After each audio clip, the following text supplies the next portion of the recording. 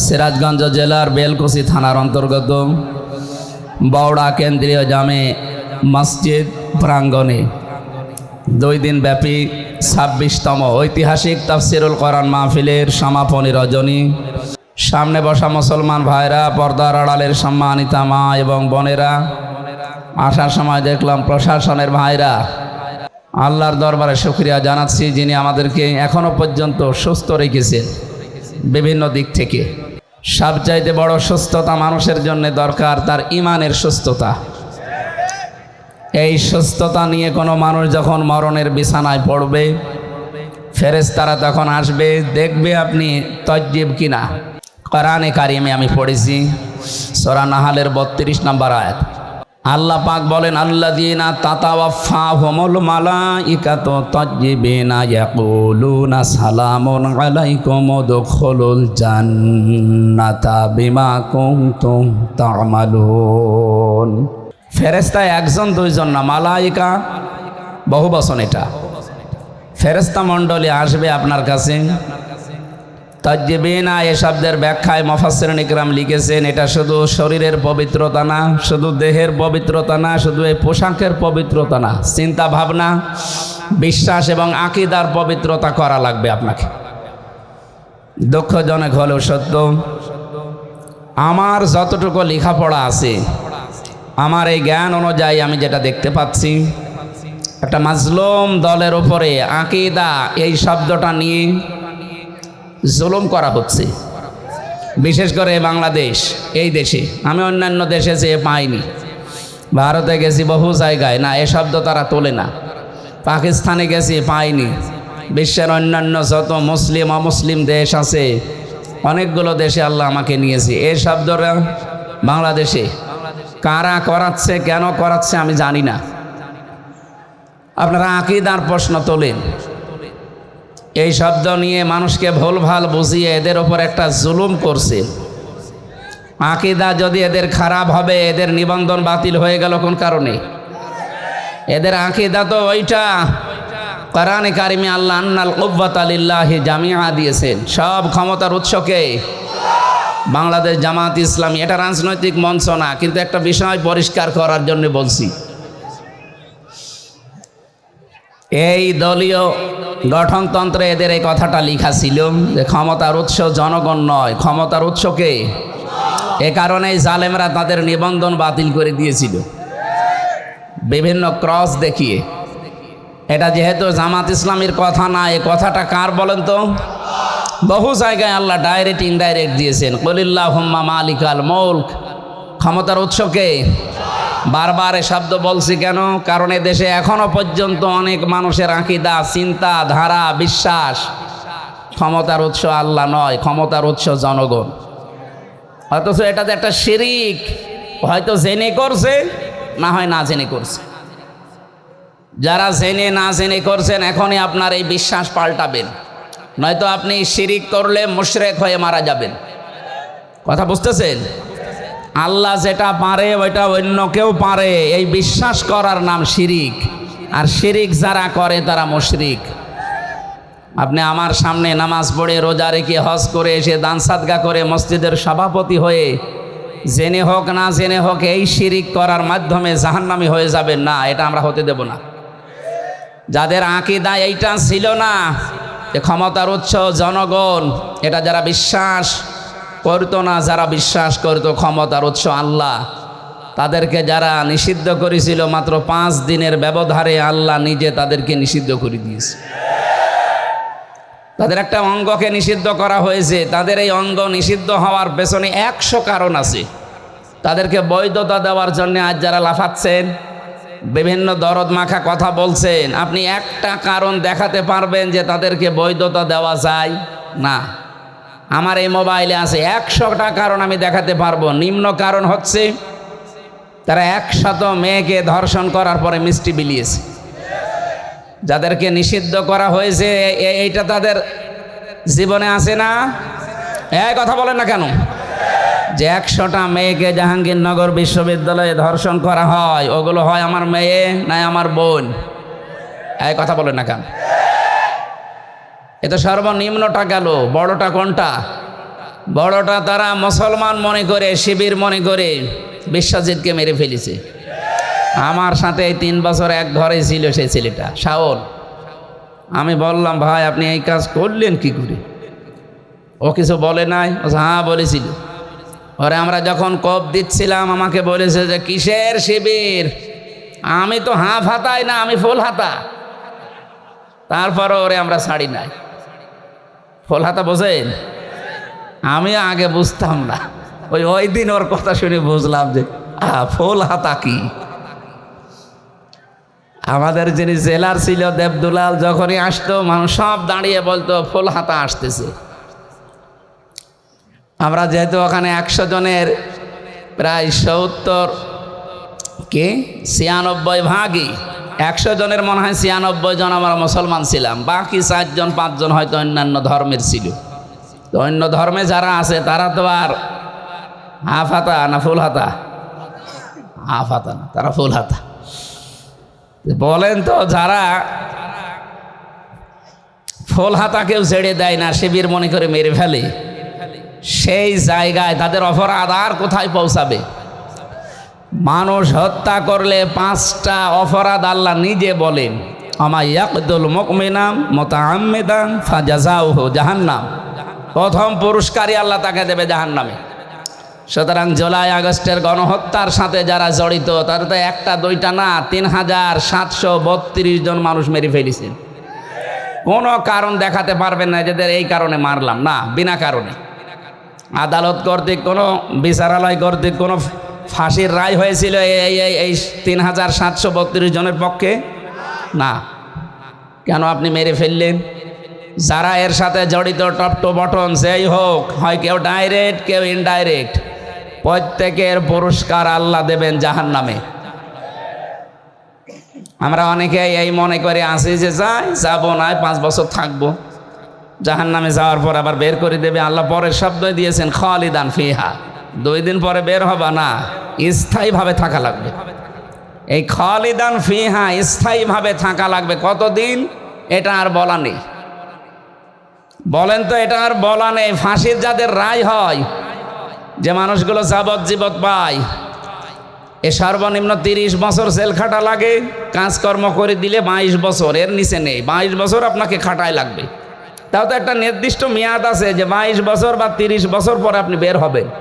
খালিদান ফিহার ভেতরে কিছুই নেই যে কবে আপনি বের হবেন। আরো কড়া কথা আছে এই খালিদান ফিহার পক্ষে, ইউরিদুনা আইয়াখরুজু মিনান নার ওমা হুম বিখারিজিনা মিনহা ওয়া লাহুম আযাবুম মুকিম। এই মানুষগুলো চেষ্টা চালাবে বের হওয়ার জাহান্নামের আগুন থেকে, আল্লাহ আবার ফিরিয়ে দেবেন। শুধু ফিরিয়ে দেবেন এতটুকুই আল্লাহ বলেননি, ওয়া লাহুম আযাবুম মুকিম, স্থায়ী আযাব দেবেন তাদের উপরে। বের হওয়ার চেষ্টা করলে আযাব বেড়ে যাবে।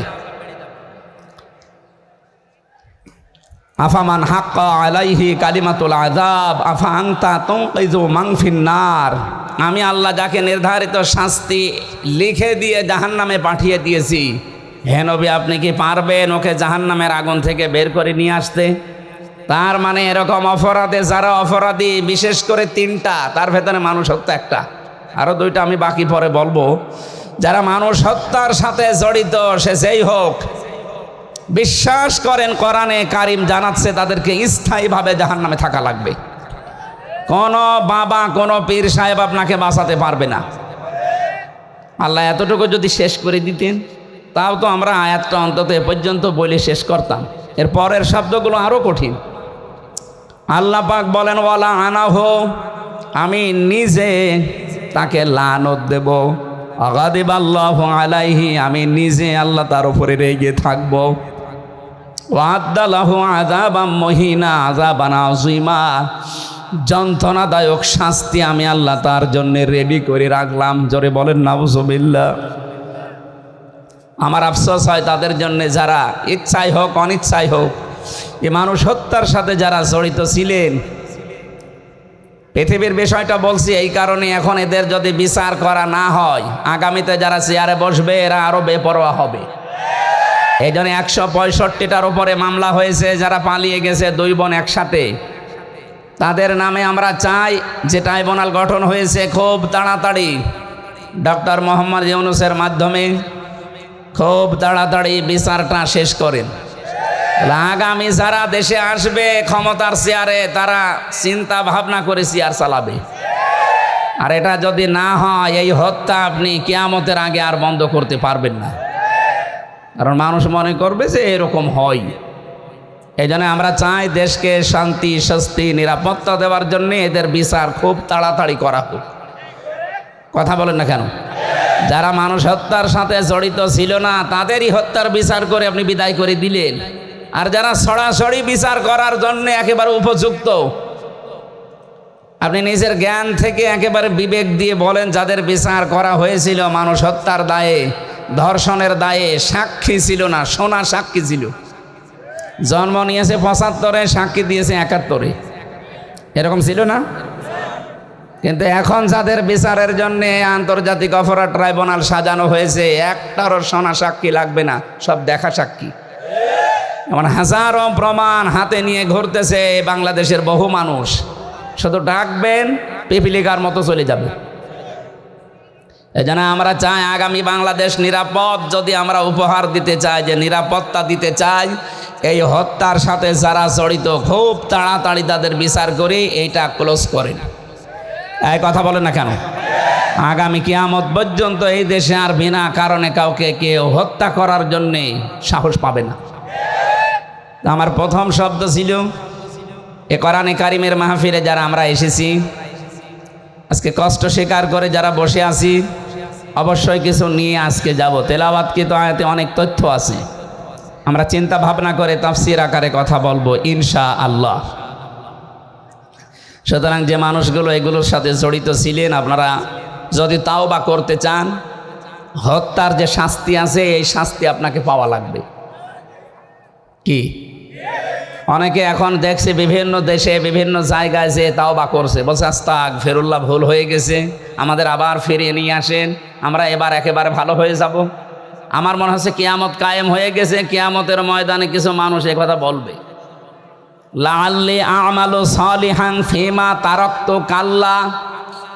আল্লাহ পাক বলেন, ওই সময় আমাকে বলবে, মাবুদ আমাদেরকে আরেকটু সময় দাও, এবার যদি দুনিয়ায় যেতে পারি একেবারে ভালো মানুষ হয়ে যাব। আল্লাহ বলেন, কাল্লা, কখনো না। ইন্নাহা কাইলুন, এটা তো তোর কথার কথা। এরকম বহু কথা এই 15.5 বছরে বলেছিলি। এখন যারা বলছেন আমাদেরকে ফিরিয়ে নিয়ে আসেন, আমরা ভালো হয়ে যাব, এ কথা যে আপনারা বলবেন, এটা 1500 বছর আগে কোরআন জানিয়েছে। সুতরাং আপনার মুখের কথার কোনো বিশ্বাস নেই। আমরা চাই যে যে অপরাধের সাথে জড়িত তার শাস্তি হয়ে সে পবিত্র হোক। সুতরাং আস্তাগফিরুল্লাহ হবে না, অপরাধ যার কাছে ক্ষমা চাবেন তার কাছে। আর এর নিয়ম হচ্ছে, যার যে অপরাধ করে ক্ষতি করেছেন ওই ক্ষতিপূরণ তাকে দেবেন, তার কাছে একেবারে বিনম্র হয়ে মাপ চাবেন। সে যদি মন থেকে ক্ষমা করে দেয়, আপনি এদেশের বৈধ নাগরিক। নয়তো আপনাকে বৈধতা দেওয়ার বুদ্ধি আমাদের কাছে নেই। সাহাবী একজন এসেছে, মহিলা, ডাক দিয়ে বলে, হে রাসূল, আমি জেনা করেছি, আপনি আমাকে মুক্ত করেন। নবীজি বলেন, এ কথা কাউকে বলবা না, যাও। ও আবার সামনে এসে বলে, হে রাসূল, আমি জেনা করেছি। নবীজি বললেন, এ কথা কাউকে বলবা না, যাও। ও আবার সামনে এসে বলে, হে রাসূল, আমি জেনা করেছি, আপনি আমারে মুক্ত করেন, এ পাপ থেকে আমি মুক্তি পেতে চাই। কারণ আমি কোরআনের আয়াত জানি, ওয়াল্লাযীনা লা ইয়াদউনা মা'আল্লাহি ইলাহান আখারা, ইলা আখিরি আয়াত। সূরা ফুরকানের 68 নম্বর আয়াতের প্রথম অংশে আছে, পৃথিবীতে যারা 3টা অপরাধ করবে এদের শাস্তি আল্লাহ ডবল করে দিবে। 1 নম্বরে আল্লাহকে যারা ডাকে, পাশাপাশি অন্য কাউকে যারা ডাকে। এই কোন দিকে তাকাচ্ছেন? এদিকে তাকিয়ে থাকেন, আমি কিন্তু একটু পরে জিজ্ঞাসা করবো আপনাকে। যে 3টা পাপের শাস্তি আল্লাহ ডবল বললেন, ইদাফ লাহুল আযাব ইয়াউমাল কিয়ামাহ, কিয়ামতে আল্লাহ ডবল করে শাস্তি দেবেন। তার প্রথম পাপ, আল্লাহকে ডাকে, মা আল্লাহি ইলাহান আখার, অন্য কাউকে তার সাথে জুড়ে দেয়। আর এটা বাংলাদেশে বেশি, যদিও রাজশাহী, খুলনা এ সমস্ত বিভাগগুলোতে এখনো অত জোরার অভাবে শুরু হয়নি, এগুলো চট্টগ্রাম, সিলেট বিভাগে চলছে। ওরা দেখবেন আল্লাহকে ডাকে কিছুক্ষণ, এরপরে ইয়া আলী বাবা, শাহ আলী বাবা, কেল্লা বাবা, ফতে বাবা। কোথায় পেয়েছেন আপনি? কিসের ফতে বাবা? রসুল্লাহর নামেও জিকির করা জায়েজ নেই।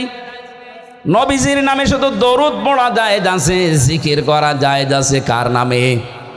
আরো জোরে বলেন। ওয়ালিল্লাহিল আসমাউল হুসনা ফাদউহু বিহা ওয়াযারুল্লাযীনা ইলহিদুনা ফি আসমাই। সূরা আরাফের 180 নম্বর আয়াতের প্রথম অংশে আছে, আমার অনেক নাম আছে সুন্দর সুন্দর, যে নামে পারো ডাকো, কিন্তু সাবধান আমার নামকে ইলহাদ করবা না, পরিবর্তন করে দিবা না, আমার নামকে উলট পালট করে ডাকবা না। এ ঘোষণা কার? এটা রেকর্ড হচ্ছে, সারা দেশে কালকে যাবে। আমি সবাইকে সামনে নিয়ে বলছি, আজকে থেকে আল্লাহর সাথে অন্য কাউকে আপনি আর ডাকবেন না, সে যেই হোক। এতে যত বড় সুন্নি হোক, আপনাকে যদি বুঝ দেয় যে না এ বাবার মাধ্যমে ইসলাম পেয়েছি, এই জন্য ডাকা লাগবে। কিসের বাবা? এ পৃথিবীতে ইসলাম এসেছে যার মাধ্যমে আমাদের নবী মুহাম্মদ রাসূলুল্লাহ, তার নামেও তো জিকির করা জায়েজ নেই। আর আপনার বাবা, কোরআনে কারিমে আল্লাহ নিজে জানালেন, আল্লাহর সাথে অন্য কাউকে যদি কেউ ডাকে তার শাস্তি হবে কয়টা? আরো জোরে। সুতরাং আমার যে তাহেরি ভাইয়ের মতো যেন আল্লাহ আল্লাহ করার পরে কেল্লা বাবা, ফতে বাবা জীবনও ডাকবেন না। ভ্রান্ত ধারণায় আছে তারা। এখন যদি বলেন ওনারা আয়াত পড়েনি, আয়াত তো আমিও পড়েছি। উনি এইভাবে যদি বুঝতেন যে মাআল্লাহি ইলাহান আখারা, আল্লাহর সাথে অন্য কাউকে যারা ডাকবে তাদের শাস্তি হবে ডবল। যদি বানিয়ে বলি যারা আলেম আছে বলেন তো। দ্বিতীয় নম্বর তো এতক্ষণ বললাম যে মানুষ হত্যা করলে তার শাস্তি ডবল হয়। 3 নম্বরে ওয়ালা ইয়াজনুন, জেনা করা যাবে না। জেনা আছে না নেই দেশে? এখন এই যে যারা ধরা পড়ছে, এগুলোর প্রকাশ্য ভিডিও, অডিও, জেনা সব প্রকাশ পেয়ে যাচ্ছে। আপনি চিন্তা করেন, 80 বছর 85 বছর বয়স, তার হাতের জেনা, মুখের জেনা, বাকিটা নাই বললাম। কোথায় নেমেছে তার চরিত্র বলেন তো? জেনা থেকে বাঁচার জন্যে একটা ঔষধ বলছি, যেহেতু সবার জীবনে যৌবন আছে, আসতে পারে এরকম। আল্লাহ পাক নিজেই 2টা ঔষধ দিয়েছেন, আজকে থেকে আপনি প্রয়োগ করবেন। সূরা নূর 30 নম্বর আয়াত, লিল মুমিনিনা ইয়াগুযু মিন আবসারিহিম ওয়া ইয়াহফাযু ফুরুজাহুম যালিকা আযকা লাহুম ইন্নাল্লাহা খাবীরুম বিমা ইয়াসনাউন। আমি যুবক মানুষ, আমি সহ যত মানুষ এখানে আছি, এই শাস্তি কিন্তু ডবল হবে যদি জেনা আপনার জীবনে থাকে। 1 নম্বরে, হে নবী আপনি মুমিন না পুরুষদেরকে বলেন তারা যেন চক্ষুনি নিম্নগামী করে রাখে পরনারী থেকে। তাহলে আজকে থেকে ওষুধটা অ্যাপ্লাই করবেন। পরনারী দেখলেই চোখ নিম্নগামী হয়ে যাবে, সে যত সুন্দরী হোক আর কালো হোক। কথা বলেন না কেন? 2 নম্বর, ওয়াহফাজু ফুরুজাহুম, তাদের লজ্জা স্থানকে তারা যেন হেফাজত করে। এই 2টা কাজ যদি আপনি করতে পারেন, যালিকা আযকা লাহুম, এইটাই সবচাইতে পবিত্র পন্থা। আপনাকে বাকিটা আল্লাহ করবে। আমি সহ যারা আছি আজকে থেকে পরনারী, সে মোবাইলে দেখেন, কম্পিউটারে দেখেন, আর চোখের সামনে দেখেন, যেখানেই দেখবেন চোখ নিম্নগামী হবে না, আরো খুলে রাখবেন। বলেন। সুতরাং এই মুহূর্তে যাদের মোবাইলে এরকম কিছু আছে যেটা দেখলে আনন্দ লাগে, অন্য কেউ দেখলে লজ্জা লাগে, এই মুহূর্তে ডিলিট করা লাগবে। এরকম কোন মহিলার ছবি, ড্যান্স, অর্ধ উলঙ্গ, উলঙ্গ যে সিনেমাগুলো যা আছে, যার কাছে যা আছে এই মুহূর্তে ডিলিট করেন। করেন তাড়াতাড়ি করেন। 30 সেকেন্ড সময় দিলাম, নেন। না ওয়াজ কিসের? ওয়াজ শুনতে এসেছে, এক্ষণে আমল করা শুরু করা লাগবে। করেন অন্তত। এখন যদি লজ্জায় কেউ নাও করেন, বাড়ি যাওয়ার সময়, বাড়ি যাওয়ার আগেই সব ডিলিট করে বাড়ি যাবেন কারা কারা হাত তোলেন তো। এই দেখেন উল্টাপাল্টা লোক এখানে আছে আমি জানি। এই যারা আছে বাড়ি যাওয়ার আগে এগুলো শেষ করে যাবে। জেনা থেকে বাঁচা এটা আল্লাহর রহমত ছাড়া সম্ভব না। বিশেষ করে আমাদের যে জামানা চলছে এখন, তো প্রত্যেকটা জায়গা জেনা দিয়ে পরিপূর্ণ করে দিয়েছে। বিশেষ করে 15.5 বছরে যা করেছিল, কথা বলেন ঠিক কিনা? জাতিকে আমাদের বাঁচাতে হবে। আমি বলছিলাম, মেয়েটা ডাক দিয়ে বলে, হে রাসূল, আমি যেহেতু জেনা করে ফেলেছি, এখান থেকে যদি মুক্তি পেতে হয় তাহলে যে শাস্তি আছে আল্লাহর কোরআনের, ওইটা প্রয়োগ করেন। ওই শাস্তি যদি হয়ে যায়, দুনিয়াতে কোনো অপরাধের শাস্তি যদি হয়, ওই শাস্তির জন্য আল্লাহ কিয়ামতে আর বিচার সাজাবেন না। জুলুম, অত্যাচার, নির্যাতন, গুণ, খুন, আয়না ঘরের সাথে যারা জড়িত, তারা এই অপরাধগুলো যদি মাফ করাতে চান, যার কাছে অপরাধ করেছেন তার কাছে স্বীকার করে ওর ক্ষতিপূরণ দিয়ে দেন। আমি কথা বোঝাতে পেরেছি? আপনি আয়না ঘরে রেখেছিলেন যাদেরকে, তাদের কাছে যেয়ে বলেন যে তোমার বিশাল ক্ষতি করে দিলাম। এই যে ব্যারিস্টার আরমান, আমান আজমি সহ আমি 14 বছরের মানুষ ওখানে দেখেছি আছে। কেউ 5 বছর, 7 বছর, 8 বছর, 10 বছর, 14 বছর করে আছে। এত বড় বড় নখ হয়ে গেছে, চুল দাড়ি গোপ, মনে হচ্ছে কেউ জঙ্গল থেকে বেরিয়ে আসতেছে। রিমান্ডে যখন আমার মাটির নিচে নিয়ে যেত, কিছু মানুষকে দেখেছি এই নখ দিয়ে খসিয়ে খসিয়ে ওই দেওয়ালের সাথে মাটির নিচে লিখে রেখেছে, ভাই যদি কেউ বাইরে যেতে পারেন তো এই নাম্বারে জানাবেন যে আমি বেঁচে আছি। আপনি টের পাচ্ছেন? একটা মানুষ 10 বছর, 14 বছর জানে না যে কোন বছর চলছে, জানে না এটা যে কি মাস তাও তার জানা নেই, কি বার তাও জানে না, কয়টা বাজে তা তো জানেই না। অথচ তার মাথার উপর দিয়ে গাড়ি ঘোড়া চলছে, মানুষ চলছে, হালকা আওয়াজ পাওয়া যেত। এই ছেলে এখানে কি করেন, কি ইয়ার কি মারাস নাকি? আশ্চর্য, দেন না মেয়ে দেন, হ্যাঁ এখান থেকে যান, যান এখন যান। আবার দাঁড়িয়ে আছে কোন কারণে? যান এখানে যান, যান। এই কথা বলা যাবে না। কি কঠিন ভয়ঙ্কর পরিস্থিতি, শুনলে আপনাদের ভয় লাগে।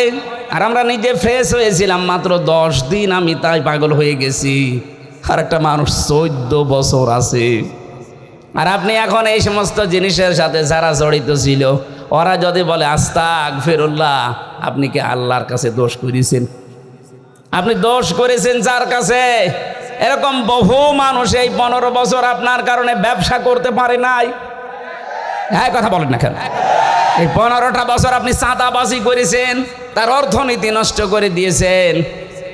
বহু মানুষকে 15 বছর তার জায়গা মতো উঠতে দেননি। এটা বানিয়ে বললাম? বহু মানুষ ওপরের চেয়ারে ওঠার কথা ছিল, আপনি এই 15 বছরে তাকে উঠতে দেননি। আজ ডক্টর মোহাম্মদ ইউনূস চরিত্রবান মানুষ চাচ্ছে। চরিত্রবান মানুষ দেন, আমি বিভিন্ন জায়গায় বসাবো। আজ আমরা দিতে পারছি না, কারণ 15.5 বছরের চরিত্রবান মানুষ যেখানে উঠবে, ওই চেয়ারগুলোকে চরিত্রহীন মানুষ দিয়ে ভর্তি করে রেখেছিলেন। এ মানুষগুলোকে তো উঠতে দেননি, এরা জায়গা মতো যাবে কি করে? এদের যে বিশাল ক্ষতি করে দিলেন এই 15.5 বছরে। এখন কাবার গিলাফ ধরেও যদি বলেন আস্তাগফিরুল্লাহ, জীবনও মাফ হবে না। মাফ হওয়ার একটা পদ্ধতি আছে, যে মানুষগুলোর ক্ষতি করে দিলেন জীবনের, এদের এই জীবনের ক্ষতিপূরণ দেওয়া লাগবে। আমি আশা করছি আমার কথার ইঙ্গিতে আপনি বুঝেছেন যে কি ক্ষমা কি করে চাওয়া লাগে। অপরাধ করেছেন একজনের কাছে আর মাফ চাচ্ছেন আপনি আর একজনের কাছে। এক ওসি পেয়েছিলাম জেলখানায়, আমারে বলছে, হুজুর দেখেন তো আমার তওবাটা কেমন করে হয়ে গেল। কি সেই যে নির্বাচন কেন আমি বাইরে ছিলাম, আমার যে কনস্টেবল আছে, আমার যে এসআই আছে, এসআই আছে, দারোগা আছে, যা এদেরকে নিয়ে আমি আল্লাহর রাস্তায় ভোট কাটা আরম্ভ করলাম। রাত 12টার পর থেকে যে কোরআন শরীফ আমার সামনে, এইভাবেই বলছি। আমি ফাঁসির কন্ডেম সেলের ভেতরে আছি, উনি আমার সাথে দেখা করতে এই তাওবা শোনাচ্ছে যে আমি তাওবা করেছি, আমারটা কি হয়েছে। রাত 12:30টার পর থেকে আমরা আরম্ভ করলাম ফজরের আগ পর্যন্ত আল্লাহর নামে ভোট কাটতে কাটতে ফজরের আজান দিয়ে দিল। সব কমপ্লিট করে বাক্স জায়গা মতো পাঠিয়ে দিলাম। এবার গোসল করলাম, অজু করলাম, 2 রাকাত নফল নামাজ পড়ে বললাম আস্তাগফিরুল্লাহ। হুজুর আমারই তাওবা হয়েছে না। আপনি তো আল্লাহর কাছে দোষ করেননি, আপনি দোষ করেছেন হামজার কাছে। এ মানুষটাকে এমপি বানাতে 3.5 লাখ থেকে 4 লাখ হামজার রায় লাগে। এই কথা বলছেন এখানে। আর আপনি একা একা সব রায় দিয়ে দিলেন। আপনি যার জন্য দিয়েছিলেন সে তো পালিয়েছে, কিন্তু আপনার কি হবে? সবচাইতে ভয়ঙ্কর কথা হচ্ছে আপনার এই 15.5 বছরের ভেতরে যারা ভোট দিতে পারে না এমন অনেক মানুষ মারা গেছে, তাদের কাছে আপনি মাপ চাবেন কি করে? এটা সবচাইতে ভয়ঙ্কর কথা। বেশি আছে যারা বাড়িতে বাড়িতে গিয়ে বললেন যে আপনার ভোট আমি দিয়েছিলাম, আপনি কিছু মনে করেন না, অন্তত এক একটা ভোট দিতে পারেননি, 10,000 করে টাকা দেবো, তাও তো সে মাফ করে দিতে পারে। কিন্তু যারা মরিয়ে গেল কব্বরে আছে তাদের কাছে আপনি মাপ চাবেন কি করে বলেন? এটা বিশাল ক্ষতি করে ফেললেন। এই ক্ষতিপূরণ আপনি কিভাবে তুলবেন বলেন তো? এরকম ক্ষতি দেশে অনেকের হয়নি। মাপ নাই চাওয়া চাই জীবিত মানুষের কাছে, মরিয়ে গেছে মাপ চাবেন কি করে? কি করলেন বলেন আপনি? এখন নিজের কি ক্ষতি করলেন? এরকম ক্ষতি যেন সামনে কেউ আর না করেন। অনেকে এরকম ক্ষতি করার জন্যও মশানে বসে আছে যে দাঁড়ান থালা হাতে আগে পায়। এই জন্যই তো বিচার ব্যবস্থায় যারা আছে শক্ত হওয়ার জন্য আহ্বান জানাচ্ছি। এমন বিচার করবেন আন্তর্জাতিক অপরাধ ট্রাইব্যুনালে, কিয়ামতের আগে যেন কেউ আটকে ওঠে মানুষ। তাছাড়া এটা বন্ধ হবে না। কথা বুঝতেছেন? আমার কথার সারাংশ এই মেয়েটা যেমন অপরাধ করার পরে, অনুশোচনা করার পরে বিচার নিজে নিয়ে এরপরে মারা গেছে, তার তওবা কবুল হয়েছে। আমরা চাই 15.5 বছরে যে অপরাধ করেছেন, আপনি তো জানেন কি করেছেন। আপনার কলমের খোঁচায় কত মানুষের উপরে চেয়ারে উঠতে পারে না, এরও নিচে নেমে গেছে। তার কি ক্ষতি করে দিলেন বলেন? অথচ আপনি জানতেন যে সব যোগ্যতা আছে। বিশ্ববিদ্যালয়ে যারা ফার্স্ট হয় তাদেরকে শিক্ষক হিসাবে রেখে দেয়, শুধু আপনার কলমের কারণে হয়নি। এই যে বিশাল ক্ষতি সারা দেশে যারাই দায়িত্বে ছিল 1628টা চেয়ারে, এগুলো সব জালেম। বিশেষ করে 1628টা চেয়ারে যারা ছিল এগুলোর প্রত্যেকটা জালেম। আর কিয়ামতে এদের বিরুদ্ধে মামলা দেবে আল্লাহ নিজে, কারণ জালেমের বিরুদ্ধে মামলা হামজার না। আমিরে জামাত বলছে আমরা সত্যিকারের অপরাধীদের শাস্তি চাই, উনি সাধারণ ক্ষমা ঘোষণা করুক না। আমরা যদি কিছু নাও বলি, জালেমদের বিরুদ্ধে মামলা সরাসরি দেবে কে?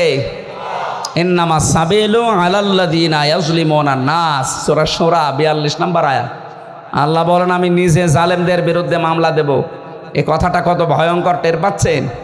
যিনি বিচারপতি তিনি মামলার বাদী। এই জন্য আপনার জন্য আফসোস করা ছাড়া আমাদের আর কিছু করার নেই। আপনার জন্য ক্ষমা চাইলেও ক্ষমা হবে না, কারণ জালেমদেরকে আল্লাহ হেদায়েত দিচ্ছে না, দেবেও না। আল্লাহু লা ইয়াহদিল কওমাজ জালিমিন। ইয়াহদি এটা মোজারে, বর্তমান ভবিষ্যৎ, প্রেজেন্ট ফিউচার। এই জন্য জালেমদের জন্য আফসোস, সামনে যেন কেউ আবার জালেম না হয়ে যায়। কথা বলো না কেন? আমরা দেখতে পাচ্ছি বাংলাদেশে এখনো বুঝে হোক না বুঝে হোক, আবেগে হোক আর যেভাবেই হোক, অনেকেই জালেম হওয়ার জন্যে চেষ্টায় আছে। না, আপনি জালেম হবেন না, মাজলুম হন। মাজলুম হলে অসুবিধা নেই, কিন্তু জালেম হলে খবর আছে, আল্লাহর মামলার আসামি হয়ে যাবেন, জান্নাত হারাম আপনার জন্যে। চিন্তা চেতনার পবিত্রতা দরকার আমাদের। আমি তাজ্জিবিন শব্দ থেকে এসেছিলাম। আজ যাদের সবচাইতে বড় পবিত্র তাদের বিশ্বাস আকীদার, তাদের ওপরে আপনি এই শব্দটাকে পুরা উল্টিয়ে বলছেন আপনার আকীদা খারাপ। এটা একটা জুলুম তাদের উপরে। এই কথা বললেন না কেন? তাদের আকীদা যদি খারাপ হবে, যে মানুষগুলোকে আপনি বিদায় করলেন, এদের প্রত্যেকের কাছে এই অফার ছিল যে আপনি শুধু দলটা ছেড়ে দেন, তাহলে আপনার ফাঁসির রশি গলায় থাকবে না, ফুলের রশি আসবে। ওরা বলেছিল না, যে আকীদায় আছি ইয়াকুলুনা তাজ্জিবিনা সালামুন আলাইকুম উদখুলুল জান্নাহ, এটা আমরা দেখতে পাচ্ছি, সুতরাং না, জীবনেও পাল্টাবো না। এই কারণে তাদের ফুলের মালা থেকে ফাঁসির মালা পর্যন্ত চলে এসেছে, নিজের আকীদা বিশ্বাস তারা পাল্টায়নি। আর আপনি জীবনে কোনোদিন ফাঁসির রশি দেখানোনি, ফতোয়া দিয়ে যাচ্ছেন আপনার আকীদা খারাপ। আকীদা খারাপ হলে তারা এখনো বেঁচে থাকতো আমাদের মাঝে। এই কথা বলেন না কেন? আর আসার হালে থাকতো। কোরআনের পাখি শহীদ আল্লামা দেলাওয়ার হোসাইন সাইদি রহমতুল্লাহ আলাইহি এই ময়দানে তিনি 24 বছর এসেছিলেন একাধারে। আমি ছেলের এই 3 বছরে মাত্র একদিন তার সাথে ছিলাম। তার কাছে বহু অফার এসেছিল, আমার এইভাবে ভালোভাবে চেনে না। ওনার মানে অনেক কিছুই তো দুর্বল হয়ে গেছে। আমি যখন কাছে গিয়ে বলতাম, হুজুর আমারে চেনেন, আমি হামজা। ওই যে বাশার আলামিন হামজা, তার মানে ওনার ছেলে শামীম সাইদি, মাসুদ সাইদি ভাই কয়েকজনের নাম বলতো, যে এখন বাইরে এরা কথা বলছে, বাশার ভাই, আলামিন ভাই, হামজা ভাই। হামজা ওই দিন আমাকে 10 মিনিট কথা বলেছিলেন। তিনি কয়েকটা কথা বলেছিলেন ওই দিন, আমার এখন মনে পড়ছে। ওনাকে অফার দেওয়া হয়েছিল, শুধু আপনি এই যে আকীদা খারাপ যাদের বলেন, এই দলটা শুধু ছেড়ে দেন, আপনি নিজে একটা দল করেন, নিজে একটা দল করে আপনি নিজেই সভাপতি হয়ে যান। বাংলাদেশে বহু দল এরকম আছে না, দুনিয়ার স্বার্থ পেয়ে নিজে দল খুলেছে, খালি নিজের সভাপতি আর ছেলে সেক্রেটারি, আর কেউ নেই। নাকি বানিয়ে বললাম? এদেশে বহু দল এরকম আছে, শুধু নিজের সভাপতি আর ছেলে সেক্রেটারি। বাংলাদেশের একটা লোক নেই। উনি যদি নিজেও এই দলটা খুলে সভাপতি হতেন, নিজের সভাপতি ছেলে সেক্রেটারি না, লক্ষ লক্ষ মানুষ পেতেন। সে বুঝে হোক আর না বুঝে হোক, এই কথা বলেন না কেন? কিন্তু আকীদা খারাপ এই জিকির করে করে এদের ওপর আপনি জুলুম করছেন, আপনি থামবেন। আমি জানি আপনার পরিবর্তন হবে না, কারণ আপনার অন্তরে মোহর মারা। যারা নির্দোষ মানুষের ওপরে কোনো দোষ চাপিয়ে দেয়, ভালোভাবে শুনবেন, যারা নির্দোষ মানুষের ওপরে কোনো দোষ চাপিয়ে দেয়, সে যেন নিজে প্রকাশ্য পাপের বোঝা বহন করে ঘুরে বেড়ায়। সুতরাং বাংলাদেশে বহু আলেম ওলামা, বহু আল্লামা, এরকম বাংলা শিক্ষিত মানুষের প্রতি, এই যে সোহেল ভাই জীবনে মাদ্রাসায় পড়েছে, এরকম একটা বাংলা শিক্ষিত মানুষদের আকীদার উপরে আপনি আন্দাজে মিথ্যা তহমত দিয়ে দিলেন যে ওর আকীদা ভালো না। সূরা নিসা 112 নম্বর আয়াত অনুযায়ী আপনি পাপের বোঝা কিয়ামতে বহন করে নিয়ে বেড়াবেন। হ্যাঁ, দুনিয়াতে আল্লাহ শাস্তি আপনাকে দেবে, ওই ব্যবস্থা এখন আল্লাহ করছে না। তাই ইমাম আহমদ ইবনে হাম্বলের জামানায় আমরা দেখেছিলাম, কিতাবে পড়েছি, 2 মহিলা, একজন মারা যাওয়ার পরে আরেকজন এসে লাশ ধোয়াতে গিয়ে এই হাত আটকিয়ে গেছে তার রানের ওপরে। কয়েক ঘন্টা পর্যন্ত আর নড়াচড়া নেই, হাত তুলতে পারে না। এলাকার যিনি ইমাম তাকে বলছে কি করা যায়। অনেক গ্রাম্য মানুষ ফতোয়া দিয়েছে, এক কাজ করেন, জীবিত মানুষের হাত তো কাটা যাবে না, মেয়ে লোক যেটা মরে গেছে ওনার ওই জায়গায় চামড়া কেটে ফেলেন। কিন্তু এমন জায়গা এই রানের উপরে, নাভির নিচে হাঁটুর উপরে, এই জায়গায় এই কাজ করলেও হতো। কিন্তু যিনি মারা গেছেন তার স্বামী বলছে, না আমার স্ত্রী মরে গেছে আর এখন চামড়া কাটবেন, মানে দরকার হয় জীবিত মানুষের হাত কেটে ফেলেন। জীবিত মানুষের স্বামী যে আচ্ছা কি বলেন, আমরা আসলাম উপকার করার জন্যে, আর এখন আমাদেরই আপনি ক্ষতি করবেন? না, আমার স্ত্রী ভালো মানুষ, নেককার মানুষ, আমি আমার স্ত্রীর হাত কাটতে দেব না। আর একটু বড় ইমামের কাছে গেছে, আর একটু বড় জায়গায় গেছে, শেষ পর্যন্ত ওই দেশের প্রধান বিচারপতি ইমাম মালিক মদিনাতে থাকেন, তাকে ঘোড়ায় চড়ে প্রায় 80 কিলোমিটার দূরে এই ঘটনা নিয়ে আসলেন। ইমাম মালিক পর্দার আড়াল থেকে জিজ্ঞাসা করলেন, আমি ঘটনা বলার জন্য না, 2টা শিক্ষা দেওয়ার জন্য, খুব খেয়াল করে শুনবেন। আমাদের এখানে বহু মানুষের এরকম গোনা হচ্ছে, তাই বলছি। ইমাম মালিক জিজ্ঞাসা করলেন, মেয়ে কি করিস বলো? মেয়েটা বলে, ইমাম আমি কিচ্ছু করি নাই, আপনি আমাকে বাঁচান। ইমাম বলে, হ্যাঁ আমি বাঁচাতে পারি, যা যা হয়েছে তাই তাই তোমাকে সত্যি বলা লাগবে। বলে, হ্যাঁ আমি সব বলবো, বলো। আমি আসলাম বাড়ি থেকে, মেয়েটাকে চাদর দিয়ে চারিদিকে ঘিরে নেওয়া আছে, তার প্রসাব পায়খানা পরিষ্কার করিয়ে আমি শুধু রানের ওপরে হাত দেওয়ার সময় একটা মন্তব্য করেছিলাম।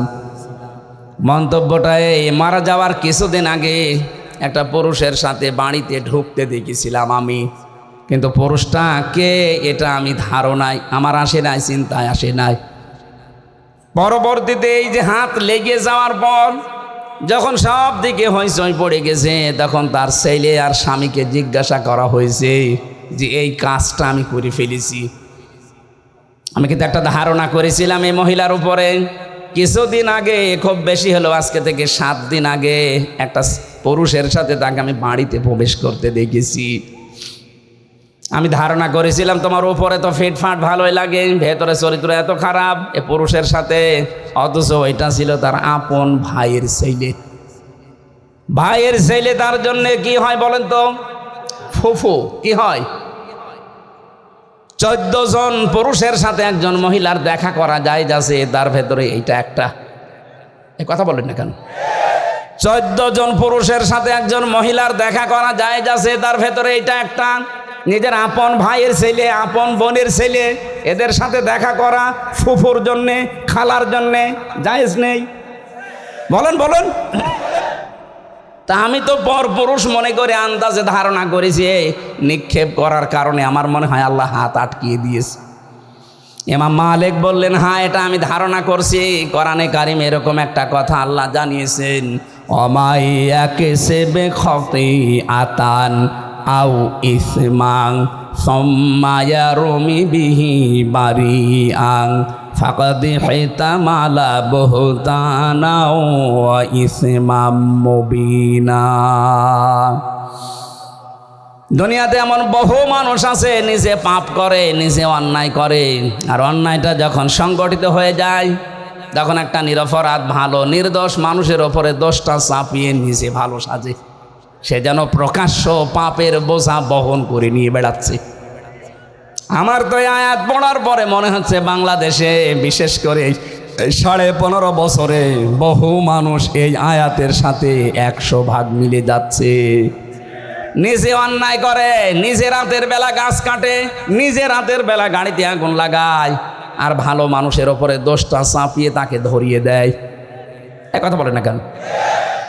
ভালো মানুষ ঘুমিয়ে আসি ঘরে, চোখ খুলে দেখছি থানার হাজতে, কি গো তুই গাছ কেটেছিস?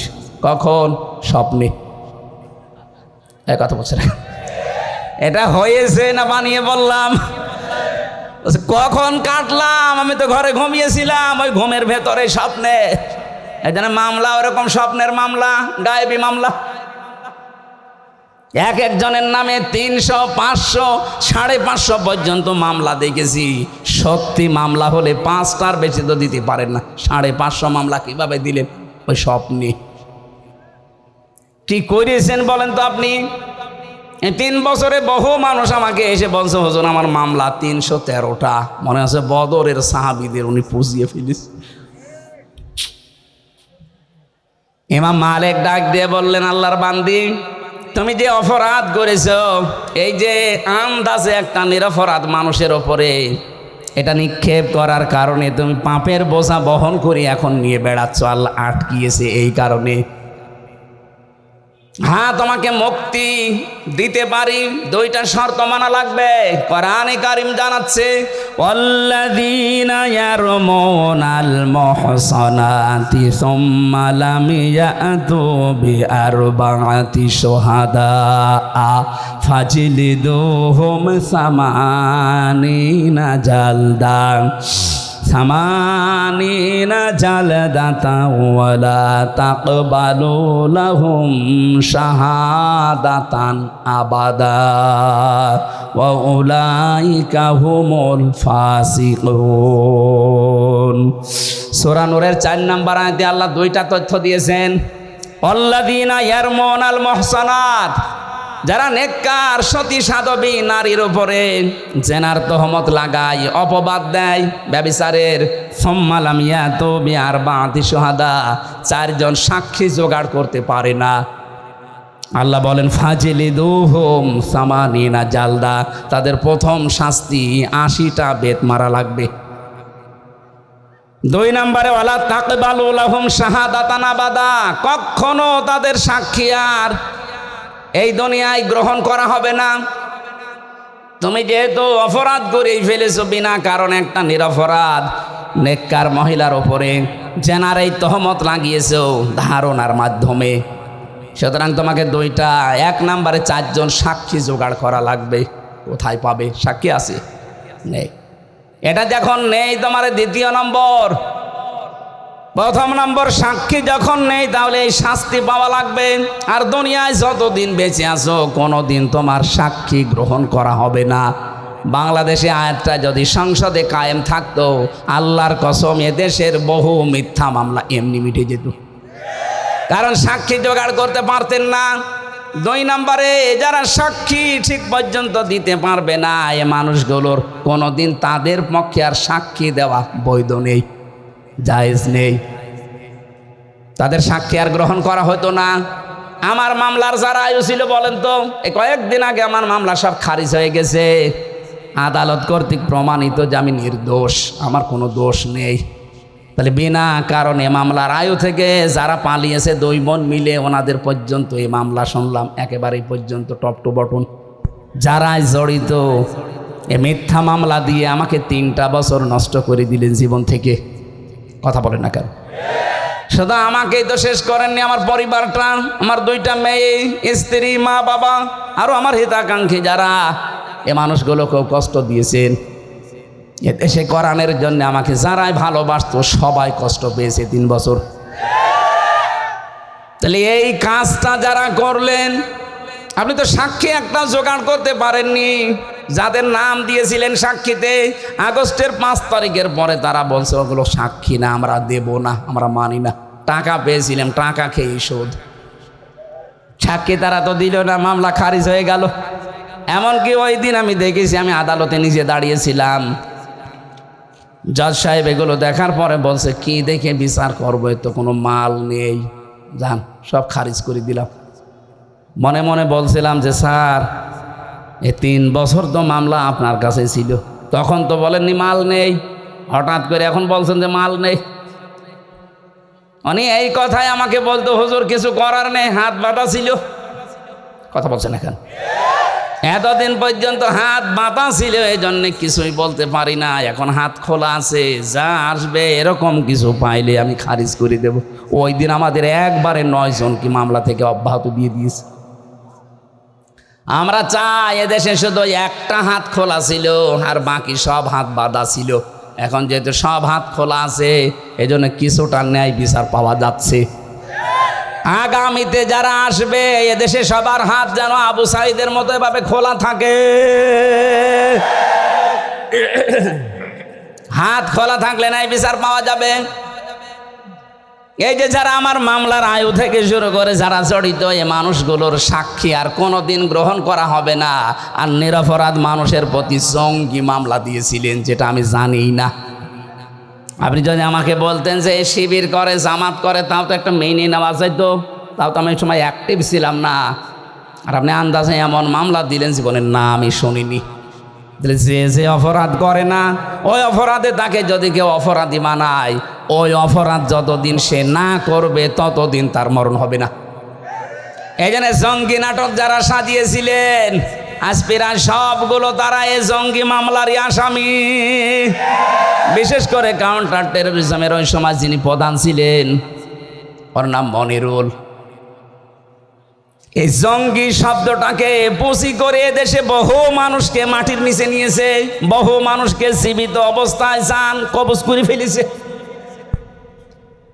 এটা যারা সাজিয়েছিলেন, আজ দেখেন তারা এই মামলার আসামি। কোরআনের কথা যে কত বাস্তব, যে অপরাধ যে করে নাই তার উপরে যদি বিনা কারণে ওই দোষ কেউ চাপিয়ে দেয়, ওই দোষে আল্লাহ তাকে আগে দোষী করায়। এগুলো যারা জড়িত তাদেরকে আল্লাহ এই অপরাধী এখন বানাচ্ছে। আপনারা শিক্ষা নেবেন, আন্দাজে বিনা কারণে নিরপরাধ মানুষকে যেন উল্টাপাল্টা দোষ দেবেন না। কথা বলেন না কেন? এরপরও যদি কারো শিক্ষা না হয়, আমার মনে হয় ওর কপালে হেদায়াত আর নেই।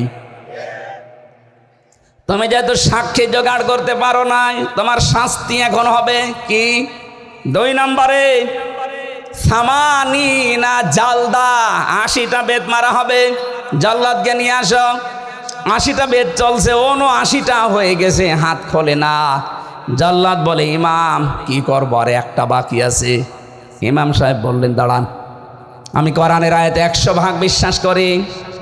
আল্লাহ পাক কোরআনে কারিমে জানিয়েছে, ওয়া তাম্মাত কালিমাতু রাব্বিকা সিদকাও ওয়া আদলা লা মুবাদদিলা লিকালিমাতি। আমি আল্লাহ কোরআনে যত কথা দিয়েছি সব সত্য। সব কি? আরো জোরে বলেন। 2 নম্বরে ইনসাফপূর্ণ। 3 নম্বরে কোনোদিন আমার কোরআনের কথা কিয়ামত পর্যন্ত কোনো পরিবর্তন হবে না, রদ বদল হবে না। 80টা তো দিয়েছি, সামানিনা জালদা, জীবনও তো হবে না। 79টা হয়েছে, আর একটা বাকি আছে। ঠিক আছে, মারো। আর একটা যখন মারা হয়েছে সঙ্গে সঙ্গে হাত খুলে গেছে। আমি কি বোঝাতে চাইলাম বলেন তো? আন্দাজে একজনের উপরে বিনা কারণে দোষ চাপিয়ে দেবেন, আর মনে করছেন আমার তো কিছুই হচ্ছে না। আপনি প্রকাশ্য পাপের বোঝা কিয়ামতে বহন করে নিয়ে বেড়াবেন। টের পাচ্ছেন কি বললাম? এরপরেও যদি আপনার বিবেকের এই দরজা না খোলে, তো কি দিয়ে আঘাত করলে খুলবে বলেন? আমরা সাবধান হব এখান থেকে।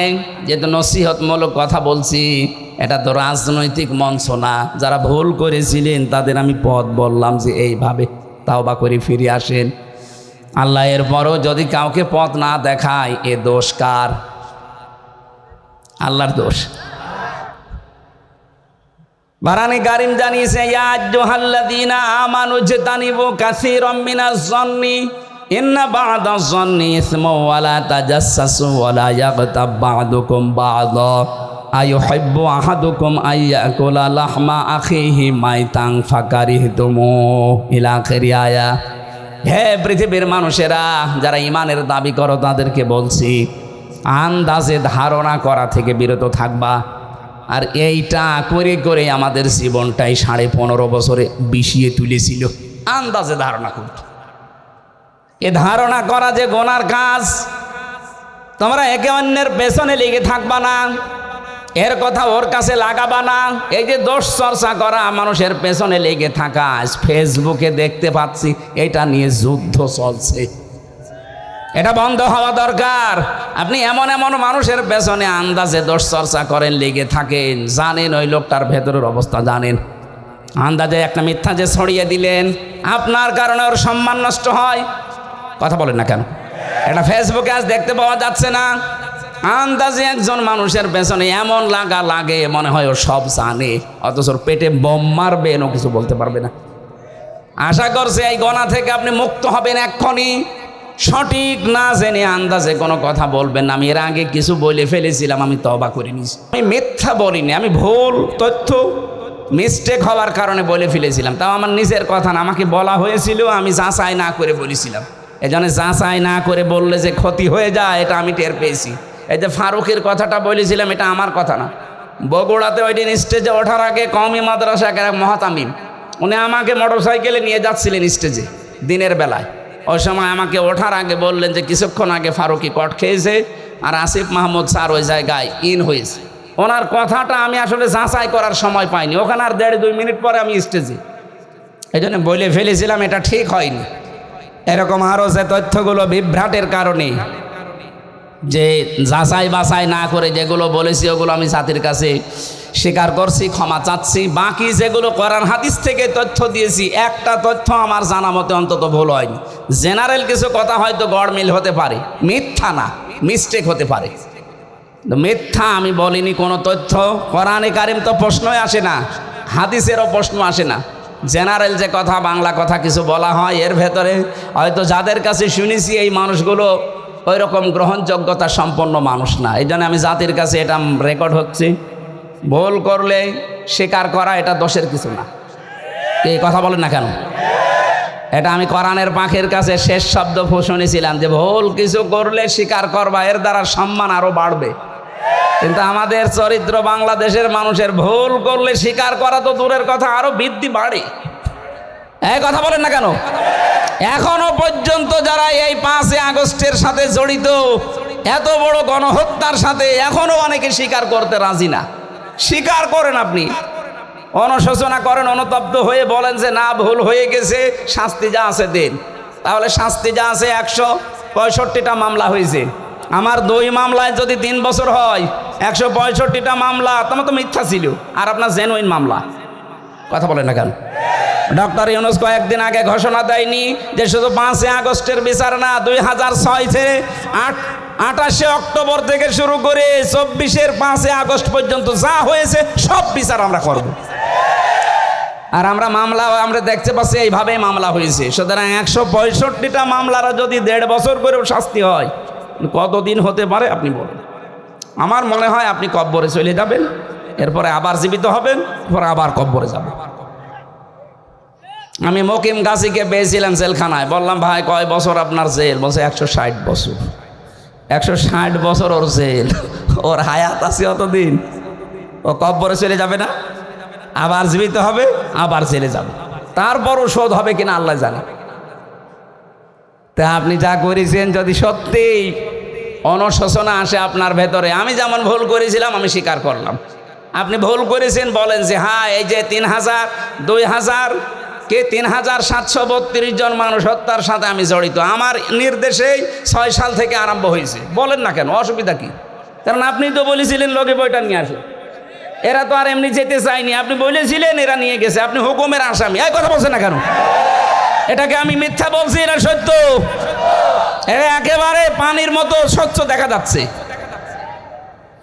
এক হিন্দু ড্রাইভারকে পেয়েছিলাম ওই 7 সালে 6 সালের এই ঘটনার পরে, এখান থেকে যাচ্ছিলাম আমি সিরাজগঞ্জ গোল চত্বর থেকে, মাহফিল ছিল আমার এই যে রায়গঞ্জ না রায়পুর আছে এখানে ছিল, ওনারা মোটর সাইকেলে দিয়ে গেল এই মোড়ে, তখন বাসে আসতাম, তখন কেবল দাখিল পরীক্ষা দিয়ে আলেমে পড়ি, এই সময় ওই ছোটোখাটো মিলাদ পড়তাম, আমারে নিয়ে বাসে তুলে দিল, বাসের গাড়ির ড্রাইভার এই যে নাটোর রোডে এই বনপাড়ার এই রোডে যাওয়ার সময় রাস্তার মাঝে একটা কুকুর মরিয়ে পড়ে আছে, কুকুরের ওপর দিয়ে না দিয়ে বাম দিয়ে গাড়ি ঝাঁকি দিয়েছে, ড্রাইভারকে বললাম আপনি এমন করলেন, এক্ষুনি তো উল্টিয়ে যেত।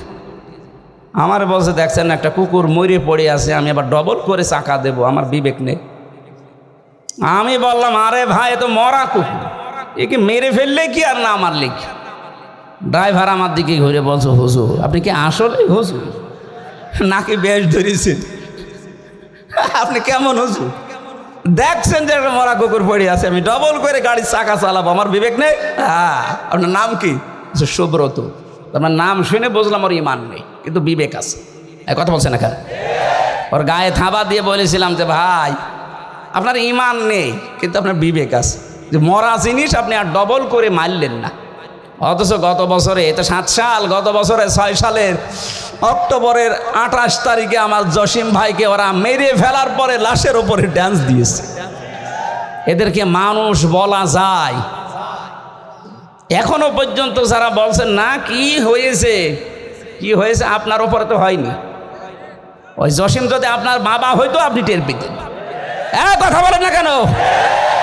ওই জানে যার কাছে যে অপরাধ আমরা করি তার কাছে যে স্বীকার করব, অনুশোচনা করব, অনুতপ্ত হব, এটা আমাদের আদি পিতা করেছিলেন, এই জন্য সে মাপ পেয়েছেন। শয়তান করে না, এই জন্য সে মাপও পায় না। হযরত আদম আলাইহিস সালাম বলেছিলেন রব্বানা যালামনা আনফুসানা, হে আল্লাহ আমার ভুল হয়ে গেছে, আমি জুলুম করে ফেলেছি, তুমি যদি আমার উপরে রহমত নাজিল না করো, আমাকে যদি মাফ না করো, তাহলে আমি ক্ষতিগ্রস্ত হয়ে যাব।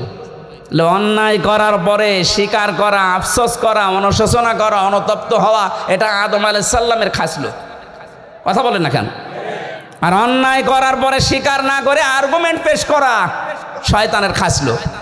ও বলেছিল আনা খায়রুম মিনহু খালাকতানি মিন নার ওয়া খালাকতাহু মিন তিন, যে আমি একে সেজদা দেব মানে আমি আগুনের তৈরি আর ওটা মাটির তৈরি, আমার ভেতরে পাওয়ার আছে, শক্তি আছে, আমি সব জ্বালিয়ে দিতে পারি, আর ও তো মাটি, ও পড়ে থাকে, ও তো ক্ষমতাই নেই। শয়তান অহংকার করেছিল ক্ষমতার, পাওয়ারের, কিসের? বলেন বলেন। তাহলে শয়তান যদি ক্ষমতার অহংকার করার কারণে আল্লাহর কাছে 2টা জিনিস থেকে চিরবঞ্চিত হয়েছে, 1 নম্বরে শয়তান কোনোদিন ক্ষমা পাবে না, 2 নম্বরে শয়তান কোনোদিন জান্নাত পাবে না। এই 15.5 বছরে যারা ক্ষমতার দম্ভ দেখিয়েছেন, যারা ক্ষমতার দম্ভ দেখিয়েছিলেন, বলেন তো এই শয়তানের সাথে মিলে যাচ্ছে কিনা? আমি কোরআনে কারিমে একটা আয়াত পেয়েছি, আল্লাহ পাক বলেন ফাতিলকা বুয়ুতুহুম খাওবিয়াতাম বিমা যালামু, আল্লাহ যেন হাত দিয়ে দেখাচ্ছে, হে নবী ওই যে ওই ঘরের দিকে তাকান, ফাতিলকা বুয়ুতুহুম খাওবিয়াতাম বিমা যালামু ইন্না ফি যালিকা লাআয়াতাল লিকাউমি ইয়ালামুন। এটা সূরা নামলের ভেতরে আছে, 52 নম্বর আয়াত। আপনি একটু তাকান না কেন, আমি হাত দিয়ে দেখাচ্ছি। ওই যে ওই ঘর, যেই ঘরে বসে জালেমরা দুর্বিসন্ধি করত। আজ সারা বাংলাদেশের 64 জেলার অবস্থা এক। যেখানে যেখানে জালেমরা দুর্বিসন্ধি করেছে ইসলামপন্থী মানুষদের বিরুদ্ধে, এ ঘরগুলো আজ আল্লাহ উজাড় গৃহ বানিয়ে দিয়েছে। আমার কুষ্টিয়ার খবর বলছি, সারা দেশের অবস্থায় কিন্তু একই। আপনি তাকান, এ ঘরগুলো আজ আল্লাহ মনে হচ্ছে হাত দিয়ে দেখাচ্ছে, ওই দেখ হানিফের ঘরের দিকে তাকা, টয়লেট বানিয়ে দিয়েছে, জাতীয় টয়লেট। আবু জাহেলের বাড়ি বানিয়েছিল আন্তর্জাতিক টয়লেট, এখানে তো আর আন্তর্জাতিক মানুষ আসে না, এজন্য এটা বানিয়েছে জাতীয় টয়লেট। ইনোর বাড়ি বানিয়ে দিয়েছে জাতীয় টয়লেট। শুধু ওর বাড়ি না, ওর চেহারা পর্যন্ত মানুষ এখন পচা ডিম মারছে। এই কথা বলেন না কেন? এর চাইতে আল্লাহ কি দেখাবে আর বলেন তো? এটা তো কুষ্টিয়ার খবর বললাম, বাকি জেলাতে এর চাইতেও খারাপ অবস্থা, বিশেষ করে ঢাকা। এত জাঁকজমকপূর্ণ ছিল, কালকেই দেখলাম পেপারে, এত জাঁকজমকপূর্ণ ছিল যে জায়গাটা শুধু যেতে পারলে অনেকে চুমা খেত। সেই জায়গাটা এখন উজাড় গৃহ হয়ে গেছে। এই 3 মাসের ভেতরে সেই জায়গা মনে হচ্ছে শয়তান বাস করে। আপনি যেতে দেন এভাবে, আর কিছুদিন ওই জায়গাটাও আমার মনে হয় আবু জেহেলের বাড়ির মতো আন্তর্জাতিক টয়লেট হয়ে যেতে পারে।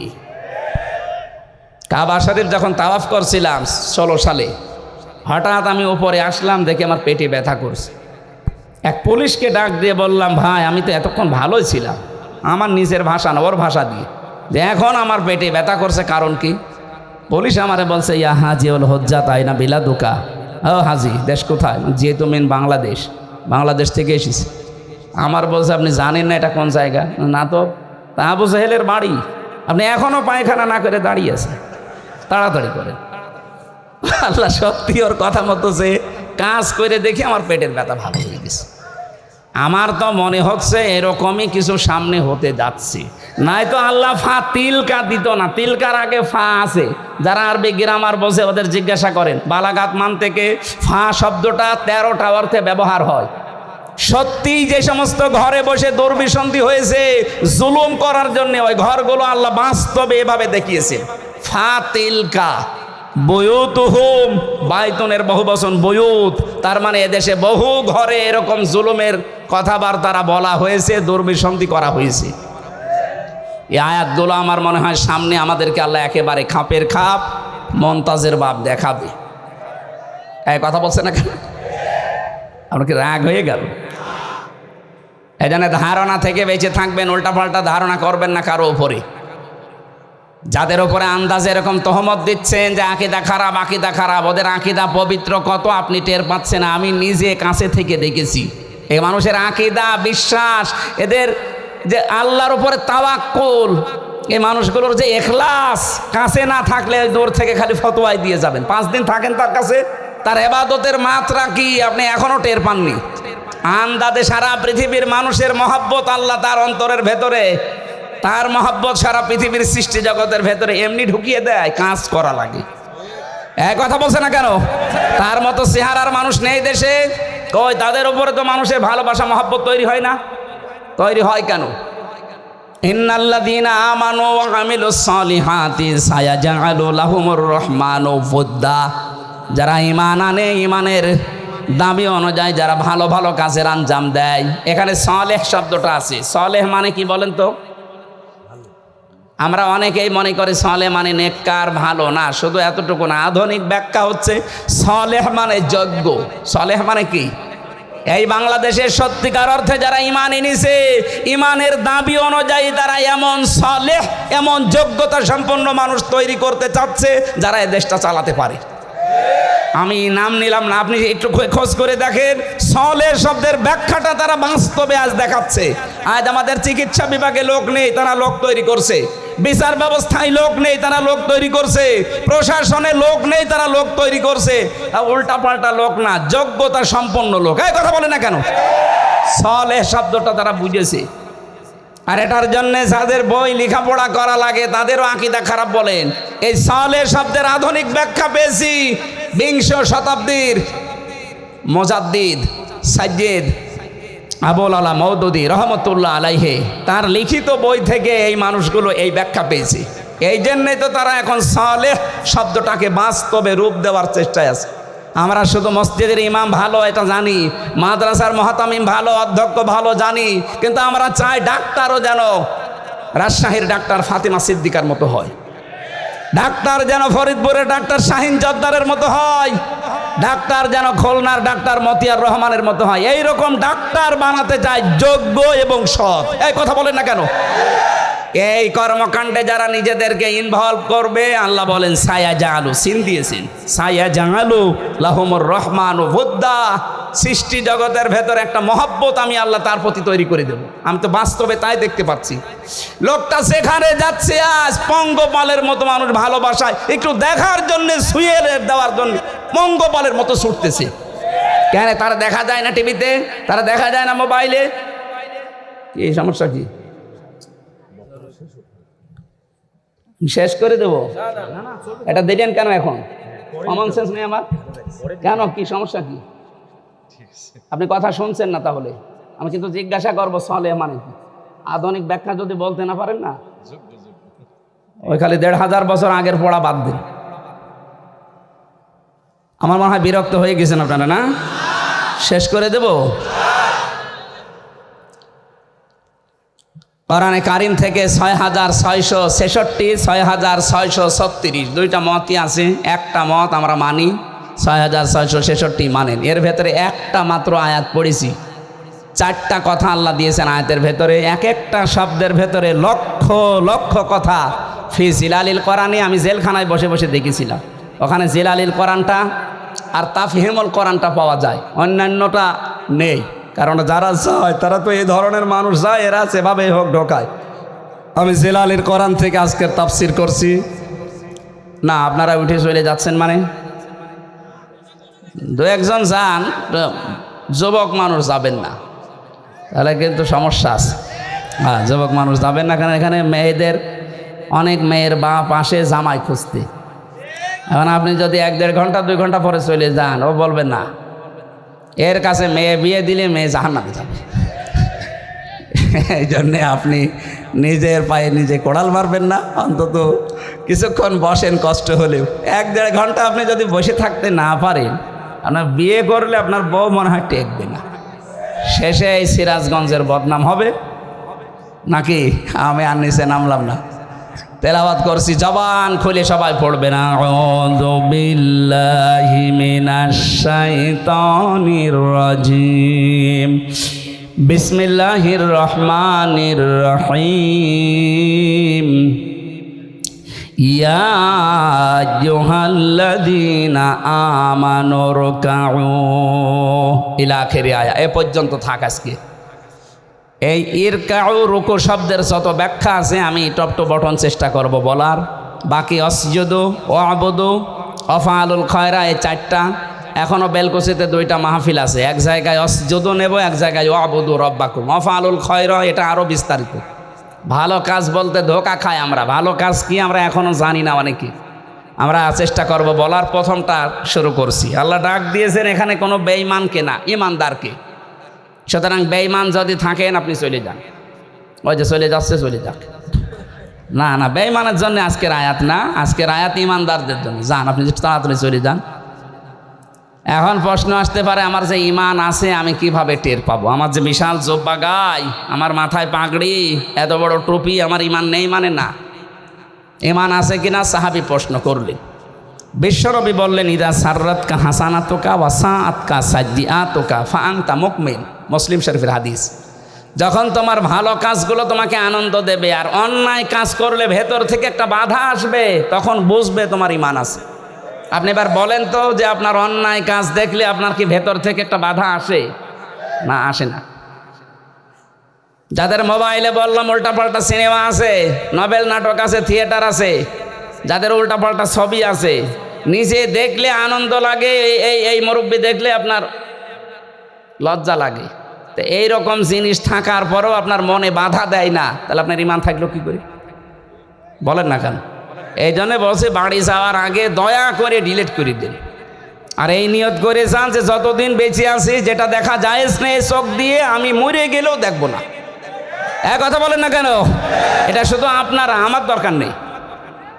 আমি সহ যারাই আছি অন্তত এই গোনা থেকে, চোখের এই গোনা থেকে আমরা আজকে মোবাইলটাকে পবিত্র রাখি। আমার এর ভেতরে আন্তর্জাতিক স্কলার যারা, বিশেষ করে ডক্টর নোমান আলী খান, ডক্টর জাকির নায়েক, আর আমার খুব বাংলাদেশের সাজ্জাদ কামাল উদ্দিন জাফরি হাফিজাহুল্লাহ, ওনার লেকচার আছে। বাকিটা আমার মেয়ের কয়েকটা ছবি আছে, অন্য কিছু আর নেই। আর আপনার মোবাইলে খালি পরিমণির ছবি। এরকম মোবাইল দেশে নেই, বাড়ি যাওয়ার আগে ডিলিট করে দেবেন।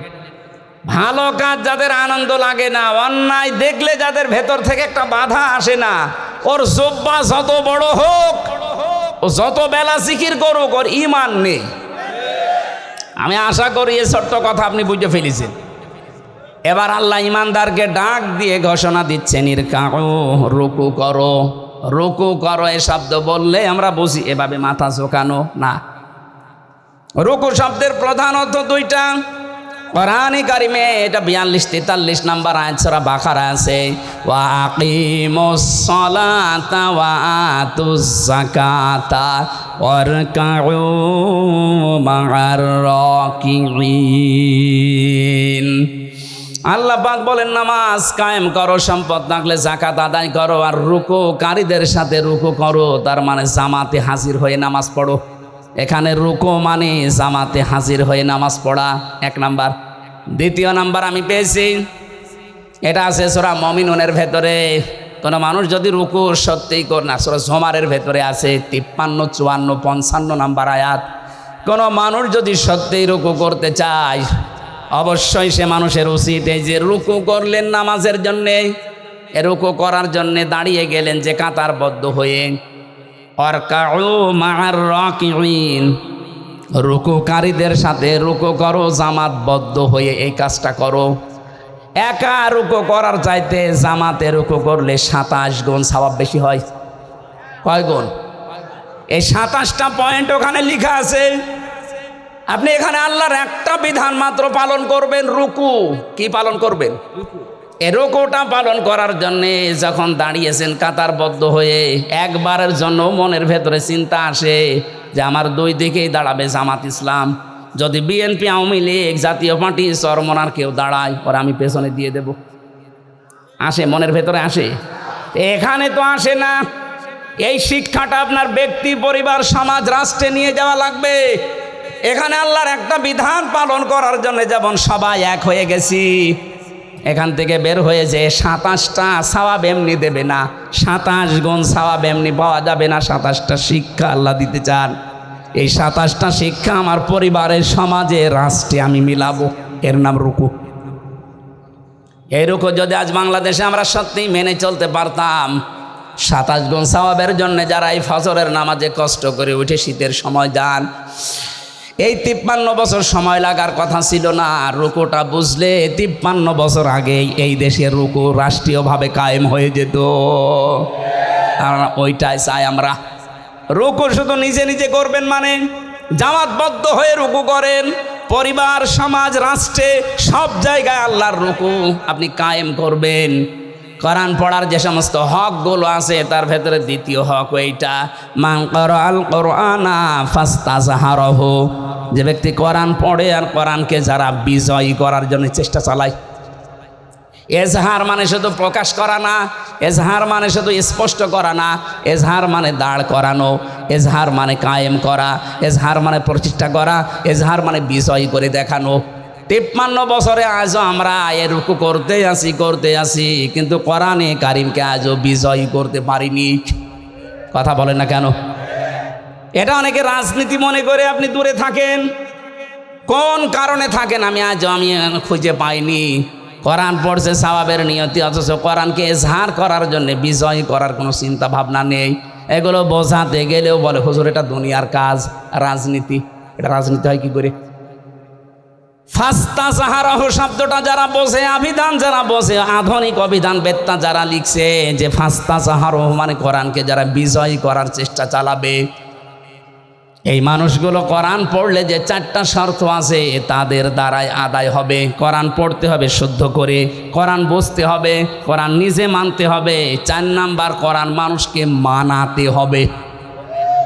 এই জন্য আমরা যারা রুকু, আল্লাহর নির্দেশ, রুকু করতে চাই, এখন থেকে রুকু করলে যেহেতু 27 গুণ সওয়াব হয়, রুকুকারীদের সাথে রুকু করলে এই 27 গুণ সওয়াব নিতে হলে পরিবার, সমাজ, রাষ্ট্রে 27টা শিক্ষা মেলানোর দরকার আছে না নেই? পরিবারের শিক্ষা কি রুকুর? সম্মানিত মা বোন যারা এসেছেন, দেখলাম বহু মহিলা বসে আছে বিভিন্ন জায়গায়। মা বোনদের রুকু হচ্ছে শুধুমাত্র মাজা ঝুঁকিয়ে না, এটাই শেষ না। আপনি 4টা কাজ করবেন দুনিয়াতে: নামাজ পড়া, রোজা রাখা, আর কালো বোরকা পরলেই মনে করছেন আমি জান্নাত পেয়ে গেছি। জীবনও না।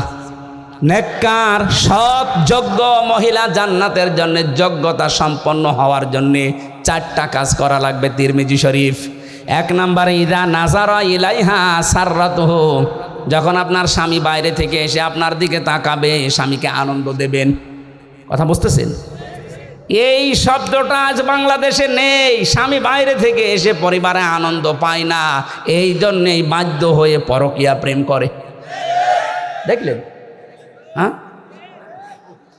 এরা যে পায় না, পরকীয়া প্রেম করে। সম্মানিত মা বোনেরা, কার স্বামী জি বলেছে আপনি শুনতে পেয়েছেন? আজকে থেকে একটু বাড়িয়ে দেবেন আদরটা।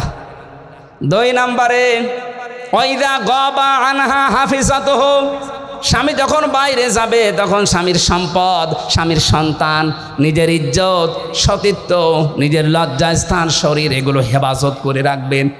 অথচ অধিকাংশ মেয়েরা এখন স্বামী বাইরে গেলে দিন পায়। কথা বলে না কেন? মেয়েরা মোবাইলেও যদি কথা বলে, কোন ধাঁচে কথা বলবে আল্লাহ কোরআনে দিয়েছেন। সূরা আহজাবের 32 নম্বর আয়াতে আছে, ইয়া নিসান নাবিয়্যি লাস্তুন্না কা আহাদিম মিনান নিসাই ইনিত্তাকাইতুন্না ফালা তাখদা'না বিল কওলি ফায়াতমা'আল্লাযী ফি কলবিহি মারাদু ওয়া কুলনা কাওলাম মা'রুফা। এটা তাফসীরে খাজেনে আছে। আমি যা বলছি অধিকাংশ ফি জিলালিল কোরআন থেকে, আর এইটা আছে তাফসীরে খাজেনে। আল্লাহ ডাক দিয়েছেন, হে নবীর স্ত্রীরা, পর্দার আড়াল থেকে। তখন নাই পর্দার আড়াল থেকে, কিন্তু এখন অর্থ হবে মোবাইলে, ফ্যাক্সে, ফোনে। যদি আপনি ফোনে কারোর সাথে কথা বলেন, কথা বলবেন সত্য কথা, মিথ্যা বলবেন না। কিন্তু ভালো গরম দিয়ে এমনভাবে কথা বলবেন, ওই পারে যে আছে ওর মনের ভেতরে যদি গুড়ও থাকে, ওই এমনি তো অবাক করে নেবে। কথা বলে না কেন?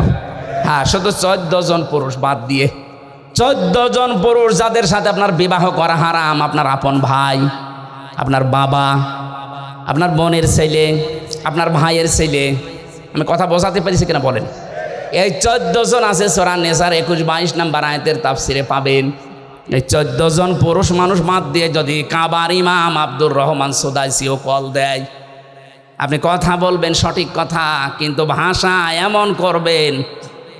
কথা বুঝতেছেন? বলেন তো, স্বামী বাইরে গেলে এরকম করে মেয়েরা, আরো দিন পেয়েছে, এমন কায়দায় কথা বলে, ওই পাশে যে আছে ও মনে করে কাজ হচ্ছে। 2 দিন, 5 দিন, 1 মাস, 2 মাস পরে দেখা যাচ্ছে 2-3 সন্তানের মাকে নিয়ে উনি আল্লাহর রাস্তায় পালিয়ে গেছে। না, এটা করা যাবে না। 3 নাম্বারটা বলার জন্য আমি রুকুর ব্যাখ্যায় হাদিসটা নিয়ে এসেছি। তাই ভালো করে শোনেন।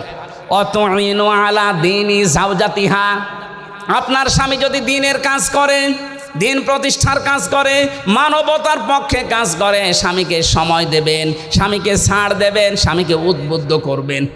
কিন্তু অধিকাংশ মেয়েরা এই লাইনে নেই।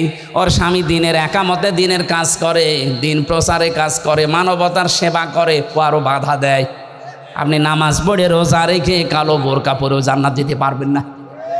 4 নাম্বারটা হচ্ছে, স্বামী যেটা পছন্দ করে ওটা যদি জায়েজ হয়, জীবন থাকতে আপনাকে ওইটা মেনে নেওয়া লাগবে।